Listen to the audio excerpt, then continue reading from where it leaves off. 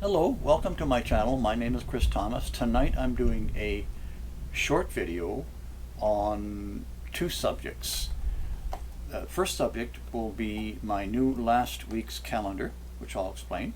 And the second subject will be on Eastern Europe and how it relocates during the pole shift. I'll be centering on Bulgaria. But first, a little channel business. Lots of people try to contact me, and I get back to as many people as I can. I'm very busy, like everyone. I'm busy in my personal life. I'm also busy. I work, and I also do my play stuff too. So, and I do this work in the evening. And but the point is that occasionally I miss an email or a connection or some type of contact.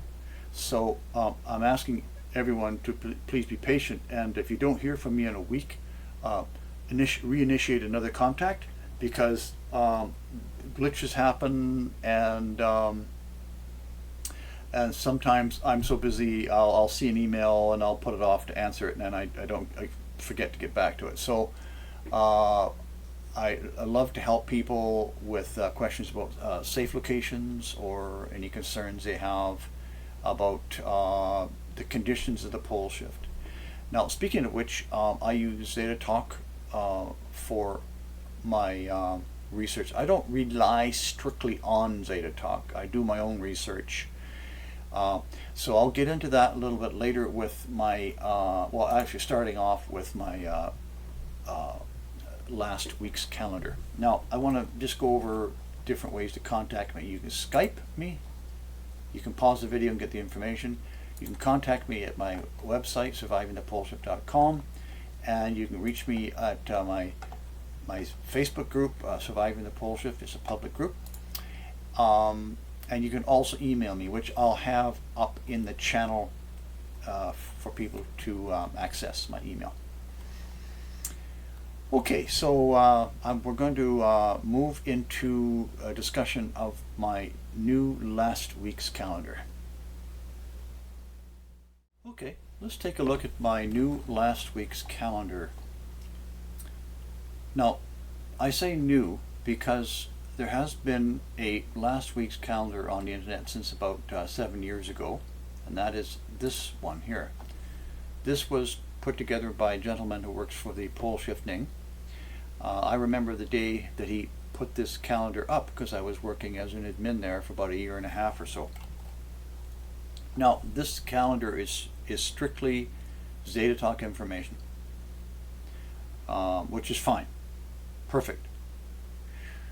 But I've always wanted to dress it up a little bit better, maybe give it a little more pizzazz, or more information compressed into the calendar. This has been going sort of something I've thought about for a couple of years now at least. And so I finally did that. But in the meanwhile, as you'll notice, we have dates, future dates, particular dates in this calendar, which I'll might as well explain now, I guess. I have lots of contacts around the world,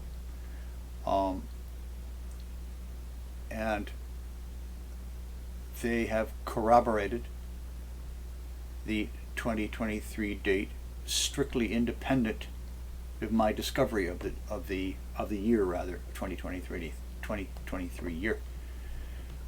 But this goes back about a year or so or longer. I was doing a video, actually one of my videos, safe location videos, and I accidentally clicked on a tab which I had open at a famous psychic called Baba Vanga. That was her working name, but she used Baba Vanga. And she was active through the 70s and 80s, maybe even to the 60s.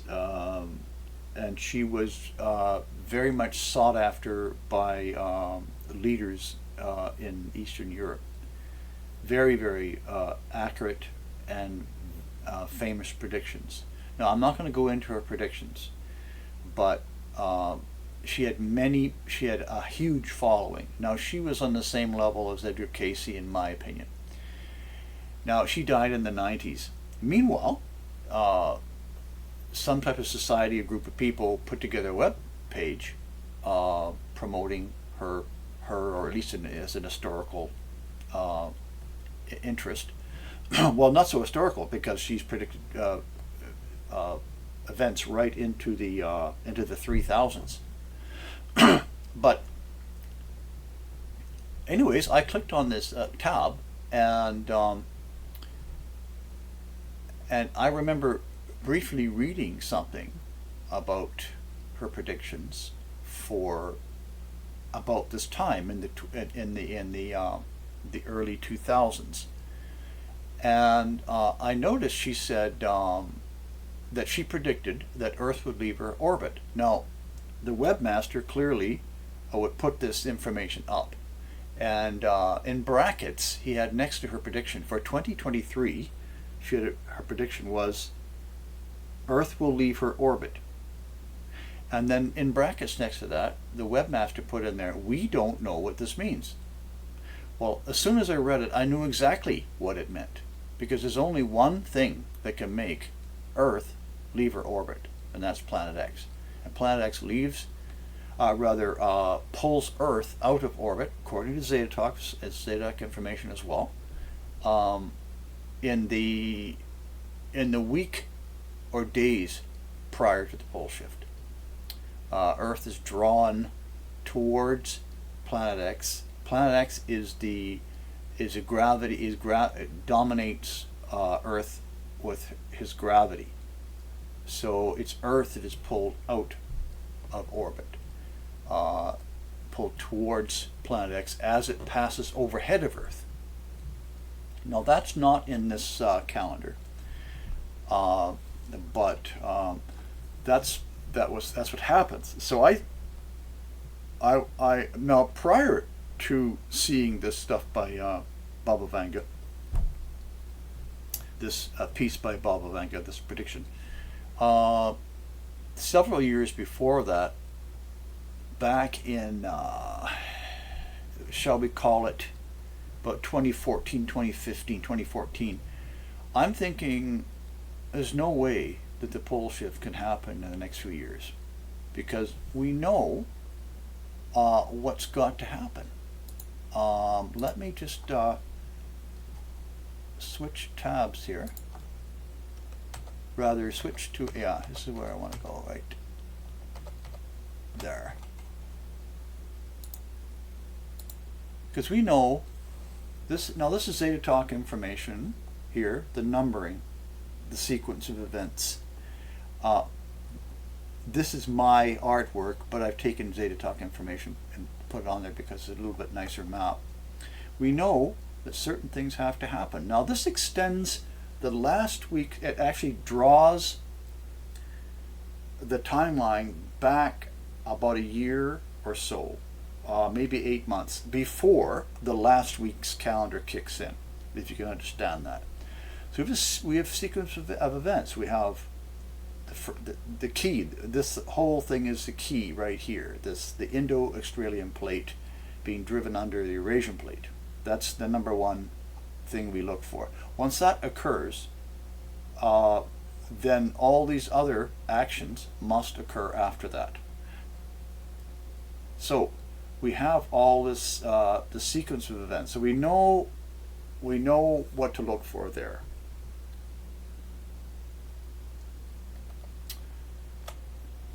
So we have that sequence. Now, the next thing I want to explain is, I suppose, would be the calendar itself.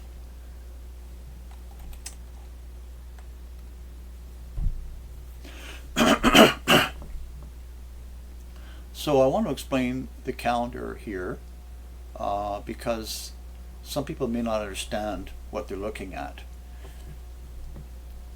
Starting in, if the calendar starts officially on the 17th, and that's because I've taken this venerable information here, the 50 days, and I've back calculated it to fit into the back calculated from the February 4th pole shift date.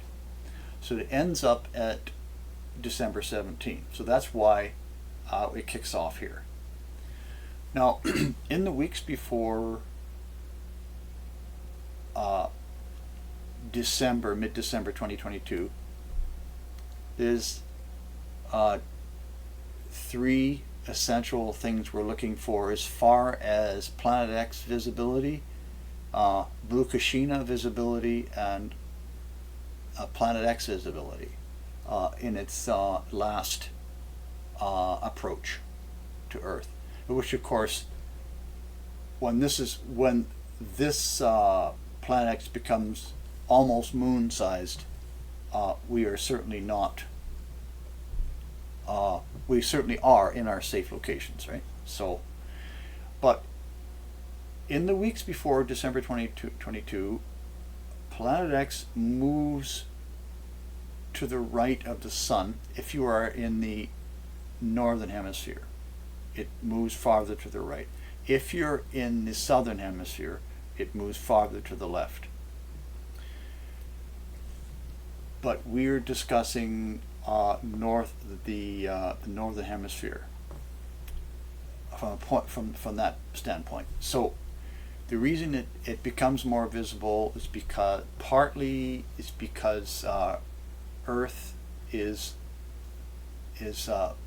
backing up on its orbital track, which is a curve, and the orbital track of Planet X, which is contrary to Earth's, which is why Earth has stopped in orbit since December 25th, 2003. That's Zeta Talk information. Has been stopped in orbit and has been pushing Earth back ever since.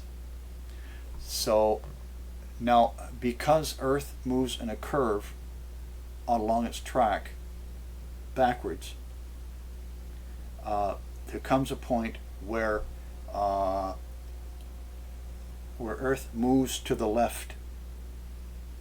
So that makes Planet X appear to move to the right. So that's mainly the reason why we see Planet X farther to the right. So when you see it standing there, when you're using your filter, and you see it farther and farther out, you know where. Well, that's what you'll see in the weeks before December 2022. Now, moving along to the Blue Kashina, which is a Hopi Indian tradition in Middle America. Now, the Blue Kashina is trapped with Earth and Venus in what Zeta Talk terms a cup, which is basically a back eddy in front of Planet X. So there's a grouping of three planets moving backwards as Planet X slowly advances. But at some point, Planet X either is a combination of its speeding up of being released from the ecliptic as it's rising through the ecliptic. So as it speeds up and gets closer, the cup or the container, the particle flow container, back eddy container that's holding the three planets, becomes so intense that the Blue Kashina actually just gets ejected from the cup. Now, if you understand the Blue Kashina, it orbits in the same track as Earth because it's about the same size, but 180 degrees opposite of Earth, so that's why we never see it. It's a black planet anyways, it's lifeless. But when Earth came to a stop in December 25th, 2003, the Blue Kashina, or EDT, Earth's dead twin, came around in its normal orbit and found Earth in front of it, stopped. So it had no choice but to kind of hold off because of gravity repulsion and attraction keeps them apart. So imagine this is Earth stopped in orbit, and the Blue Kashina, and the orbit, the western horizon is here, and the eastern horizon is over here. So the blue Kashina has been dithering out here, waiting to get around Earth so it can continue in its normal path, which is anti-clockwise with Earth. So during these weeks beforehand, we before December 2022, we only see the blue Kashina in the western horizon. That means at sunset, or just after sunset, or just before sunset, because that's where it dithers and it moves about. So this is the time when in those weeks before December 22, the EDT is released from the cup and is able to pass around Earth on the outside and continue its orbit. Now, it's during those times when EDT, or the blue Kashina, will only be seen in the eastern sky. And now you know why. Obviously, as Planet X is released from the ecliptic, which is the reason why it's taken 20 years since 2003 or so. Well, what is that? Well, I'm not a math whiz, but it's been over 20 years. So the thing is, Planet X will begin to grow in size, and so that's another event, but that will be so obvious. So then we head into the 9 days of severe wobble. And what's causing that is that the north magnetic pole and the south magnetic pole are at play with Planet X, not the geographic poles, the axis spin geographical poles, other than that Earth is rotating on its axis when everything is more or less equal, which is rare these days. And what happens is because the north magnetic pole, and we're focusing on the north magnetic pole because Planet X is increasingly pointing its north pole towards Earth as it transits through the ecliptic, and it's doing its own magnetically determined roles because it has to obey the sun's magnetic lines. So because Planet X is pointing its north pole towards Earth increasingly, and at this point in time, in mid-December, it's getting pretty close, and it becomes very much dominating Earth's magnetic field rather than the sun, because the sun is the primary magnetic, is the primary domineering force in the entire solar system. But as Planet X gets closer and closer, it takes over. And so this is why, so the north pole of Earth is offset by 600 kilometers approximately. So every day it comes around, because it's over the Atlantic, just from the Atlantic. When the Atlantic noon, it faces Planet X and the sun. Remember, Planet X is sunward, so they're synonymous as far as the discussion is concerned.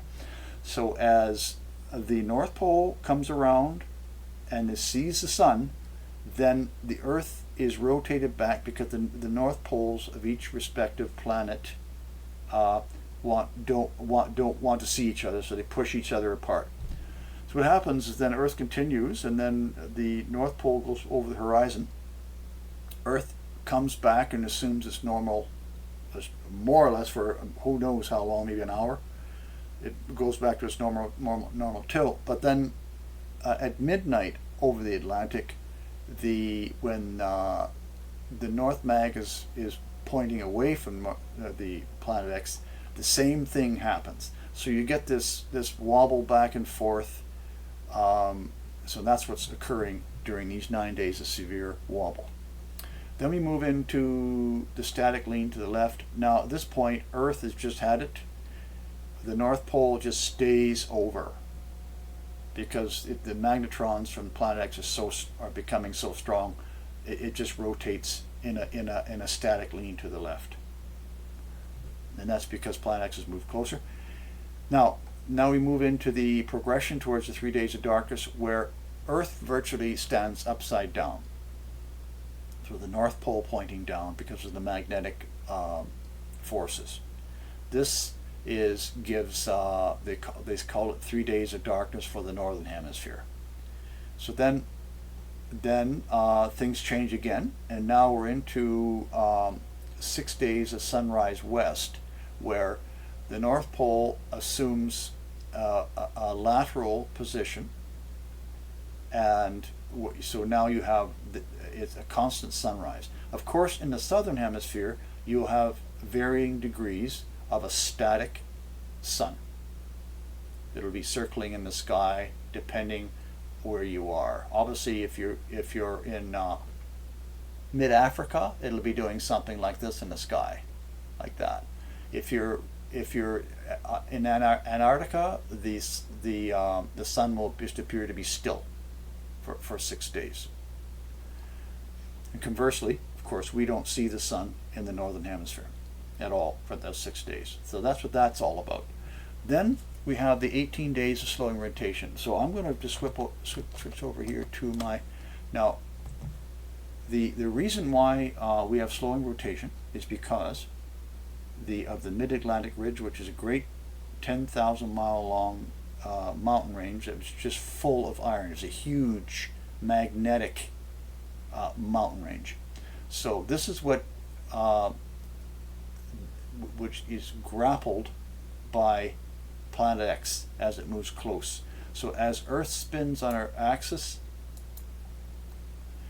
what happens is that every time the Atlantic comes underneath the gaze of Planet X, it grabs hold and slows Earth a bit. And of course, it's going to happen on the midnight side as well. This is we call this the midnight side of the mid-Atlantic ridge. So it'll be just slowly grabbing onto Earth, preventing it from rotating. That's basically what is happening.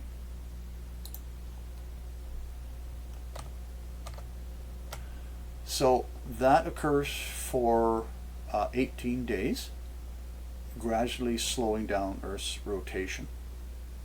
And we'll get to the point around the 29th of January 2023. We have 6 days of rotation stoppage. Now here we're down to a crawl, and it just, for the 6 days, it just slowly, oh, my mistake. No, actually this Earth has stopped its rotation by the 28th, and the 29th is virtually stopped rotation. So wherever it'll be stopped, Earth will be stopped in this. Now, if you were riding on Planet X, this is what Earth would look like. Just like that, stopped. No, wouldn't be orbiting. It's just stopped like that. Now the North Mag, not the North Pole. North Pole is somewhere here, but the North Mag will be upright, like that. Now that will be the attitude of Earth during those 6 days of rotation stoppage, just like that. So that means that if you live around the Atlantic, then you'll have a perpetual day you'll have 6 days of sun. And if you are living, well, here you see, be parts of Australia would have you, and perhaps, well, anyways, here this will be perpetually dark for those for the 6 days, 6 days of darkness. So then at the end of the 6 days of static sun, we have the pole shift on February the 4th. Now, I want to talk about Zeta Talk. Has been going since at least 1995, and at least it's been on the internet since 1995. And Zeta Talk has a huge, it's huge doesn't even begin to say express the amount of people who follow Zeta Talk. And it's certainly followed by the most powerful people on the planet, because it has proven itself. So the Zetas of Zeta Talk have said since the beginning that the date of the pole shift is not to be known. Now, you have to take into consideration many different factors when you're standing back looking at the whole scenario, whether it be Planet X or social issues, Zeta Talk itself, and the whole situation is if you stand back, you realize that, you know, here we are. We're over 20 years later. We're certainly within, well, we're within 6 years of the pole shift. About 6 years from the pole shift. Now, what happens with life is that, as we all know, things change. And now, so we're so close now. Well, we won't get into any announcement issues by the governments. I highly doubt that it'll ever be officially announced. But it's time now. It's time for people to know, because we're down to a massive destruction of the infrastructure of Earth, and we're trying to save as many people as possible. And the world will never be the same after this pole shift. It'll be much better, but it'll never be the same. So there's so much going on with the pole shift, so much loss of life, and so many great changes. It's, well, I think I said my piece on that. Now, I was, so I'll move ahead to Baba Vanga. I read that a year ago. I thought, oh, that makes sense. So I adopted 2023 as the year. And then over the course of the last 6 months or so, or longer, I've had a number of people approach me, clairvoyants, who have said they've always felt that 2023 would be the year, the big year. And some even said the pole shift year. So one night I was given the date by my guidance, spiritual guidance, of February the 4th.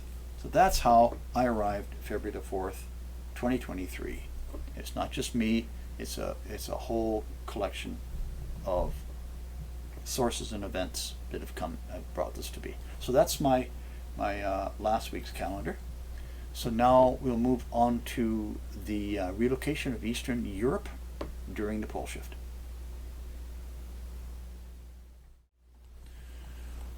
Okay, we're going to take a look at the actual pole shift movement. So, Earth here has been stopped in its rotation for 6 days, a little over 6 days. All the countries around the Atlantic will be experiencing a still sun. So Planet X will be visible, about a little less than moon-sized, with a huge writhing tail, and it'll be glowing slightly. So this is what, at the moment of as Planet X passes overhead by about 15 million miles, this is what will happen. Planet X's North Pole will grab a hold of Earth's south magnetic pole, and this will happen.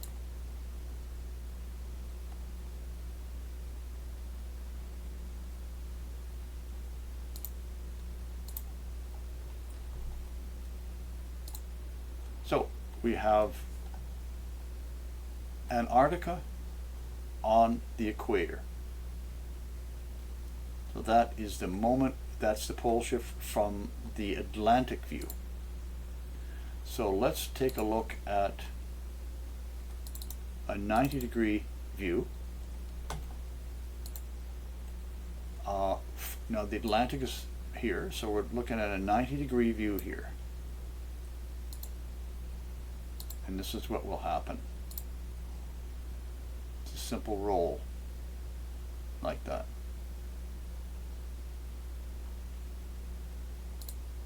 Now there's something else happening during the pole shift.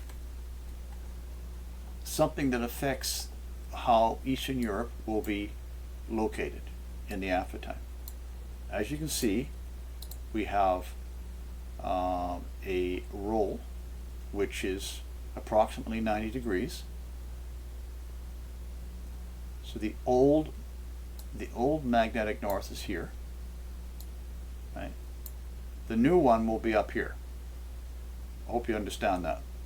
The inner core of Earth will right itself, and the new north mag will be up, well, here. Now here, well, we get into the new North Pole. Well, they're right here. I'll just put again. This is where Zeta Talk predicts the new North Pole will be, right there. But I'm going to make them disappear for a moment here. So we have the roll, but something else is happening. The Atlantic is drastically widening, and the Pacific is drastically shortening, becoming smaller. Now, we can see that by taking a look at the new North Pole location and the new South Pole location. From this angle, we can see, from this viewpoint, we can see the new South Pole location and the new, North Pole and the new South Pole location. Now, if I put in the existing geographic north, that's the existing geographic south, and the existing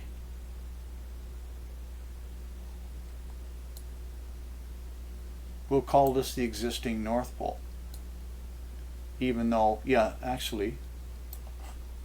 even though that's the mag. Anyways, so you can see that you can't see both poles at once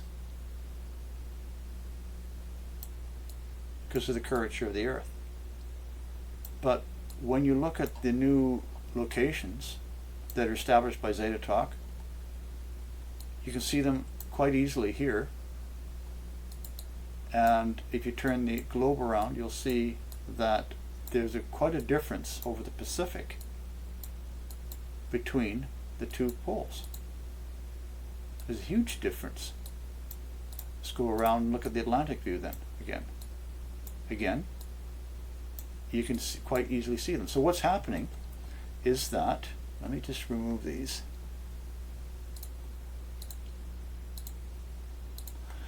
What's happening is, well, as I said, the Atlantic is vastly widening and the Pacific is vastly shortening. So what will happen then is when this roll is completed, the Pacific is over here, and that's going to pull Eastern Europe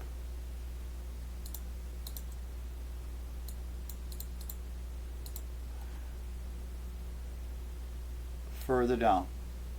So we know that by let me just get my,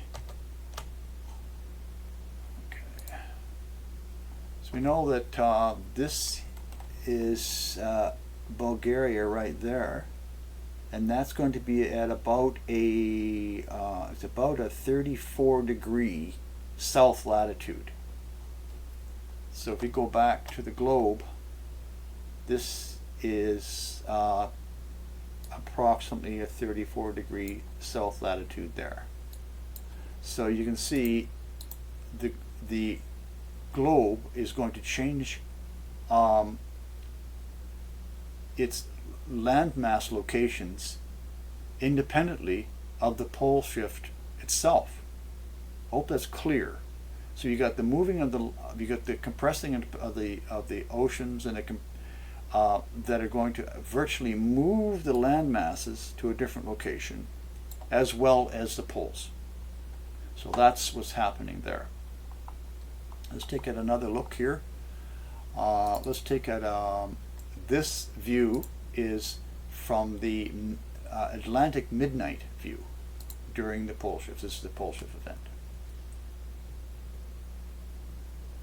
So you understand that this is the other side of the Earth. And this is what it looks like. And of course, since the Pacific is shortening, here it is going to come down lower like that. Now, this model is not perfectly accurate.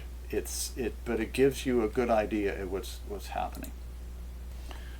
So this particular view is the 120 degree view. So here we are looking down at the North Mag, top of Earth, and this is the direction here is the Atlantic. So we're looking at a 120 degree view, and this will be what it would look like for Eastern Europe.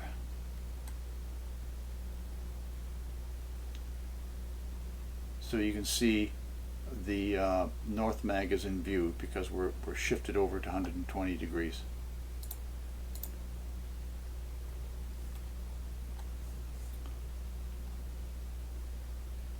Now, you'll notice, of course, in order to get the globe to move, I have to give it a push. So the pole shift will be very much controlled and like look more like the movement will look more like this one here, where it'll be very constant like that. So there won't be any acceleration that you see in this particular one here. Okay, so that's now, of course, let me just add to this now. So what we'll have is, again, the Pacific shortening. So it's going to pull the southern Eastern Europe down about like that. So that'll be the difference between the shifting of the continents due to the movement of the changing of the ocean sizes, and that's what pulls Eastern Europe farther down to about the 34 degrees south latitude. Now let's take a look at the weather. We're going to be south of the of the 30 degree south latitude for Eastern Europe, Bulgaria in particular. Okay, so looking at, for example, well, Eastern Europe here, for example, Bulgaria is approximately at the 42 north latitude, 42 degree north latitude. So then it moves to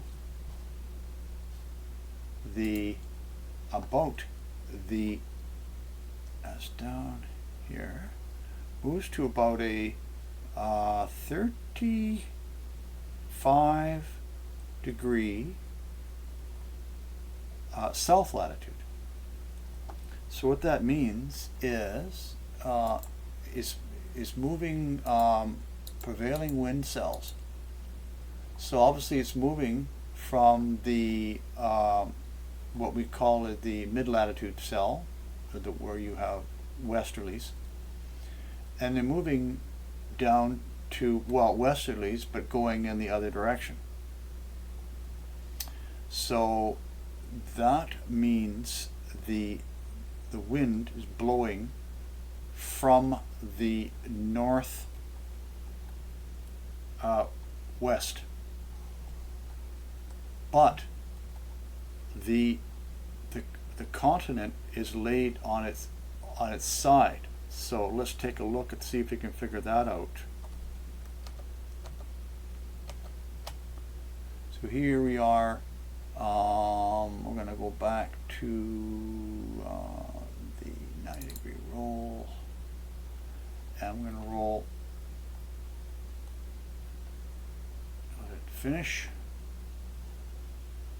and it's coming down about this far. So we roll it over here like that. Zoom in. It's approximately there. So the winds, and probably a little lower, yeah, farther down, okay. So the winds would be sweeping this direction like this, starting here. So it's from the northwest.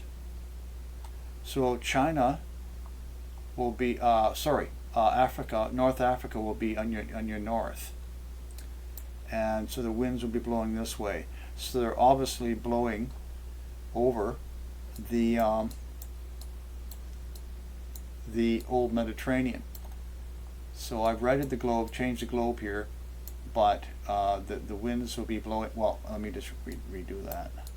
Sorry. Yeah. A little lower. Okay. Yeah. So they're blowing over the old Mediterranean, what's left of it. It'll still be there, but it'll be vastly changed. So likely there will be lots of water falling on Bulgaria. That'll be the prevailing winds for Eastern Europe coming off the Mediterranean. So that concludes the view of Eastern Europe for the pole shift, and at some point in the future I'll be covering Europe from a safe location standpoint. So that would be it for this segment and this video. Thank you very much for watching, and my next video will be on safe locations for Australia. Again, thank you very much for watching.